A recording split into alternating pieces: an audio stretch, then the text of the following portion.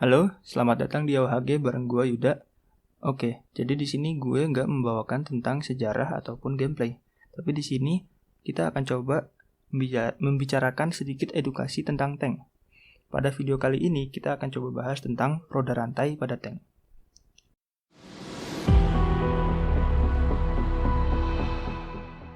Oke, seperti yang kita tahu, semua jenis tank di dunia ini menggunakan roda rantai, atau yang dalam bahasa Inggris disebut track.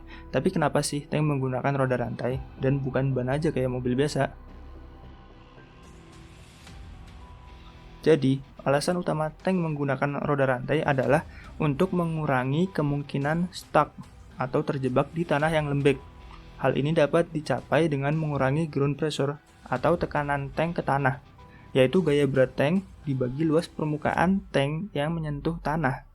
Sehingga untuk mengurangi tekanan ke tanah tanpa mengurangi berat tank, dapat dilakukan dengan cara memperbesar luas permukaan tank yang menyentuh tanah.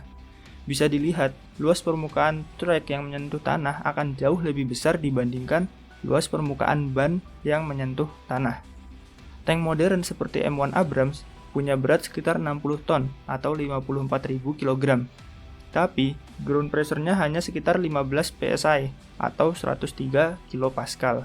Sedangkan mobil Toyota 4Runner, meskipun beratnya cuma 1,88 ton atau 1.706 kg, tapi ground pressure-nya mencapai 25 psi atau 170 kPa, hampir 2 kali lipat dari M1 Abrams. Padahal beratnya cuma 0,03 kalinya M1 Abrams, atau 3%-nya M1 Abrams, sehingga Toyota 4Runner memiliki kemungkinan stuck lebih besar dibandingkan M1 Abrams. Sebagai analogi, waktu kita menginjak lumpur yang lembek dengan kaki kita, maka kemungkinan besar kaki kita akan masuk ke dalam lumpur itu. Tapi kalau kita taruh lapisan kayu di atas lumpur itu, baru kita injak, maka kemungkinan kaki kita masuk ke lumpur akan berkurang drastis. Karena dengan kita menaruh lapisan kayu, membuat luas permukaan dari berat kita yang menyentuh tanah yang semula hanya sebesar telapak kaki kita menjadi sebesar lapisan kayu yang kita taruh di atas lumpur, sehingga tekanan ke lumpur yang kita berikan menjadi berkurang. Begitu pula dengan tank. Roda rantai memperbesar luas permukaan sentuh antara tank dengan tanah, sehingga tekanan yang diberikan tank akan berkurang, yang akan memperkecil kemungkinan tank itu terjebak atau ambles di lumpur. Lalu ada beberapa alasan lainnya, yaitu adalah meningkatkan mobilitas tank di tempat yang kasar atau sulit.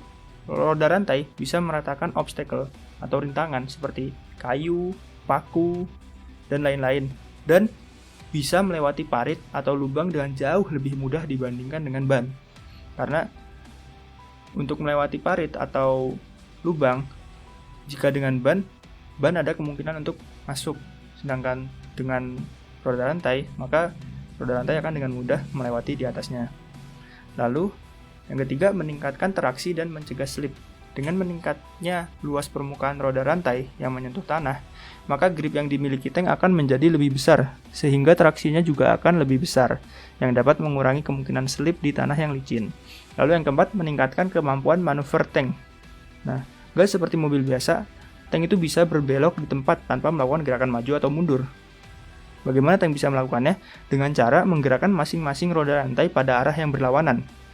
Jika ingin ke kiri, maka roda rantai bagian kanan digerakkan maju dan roda rantai di bagian kiri digerakkan mundur. Begitu juga sebaliknya.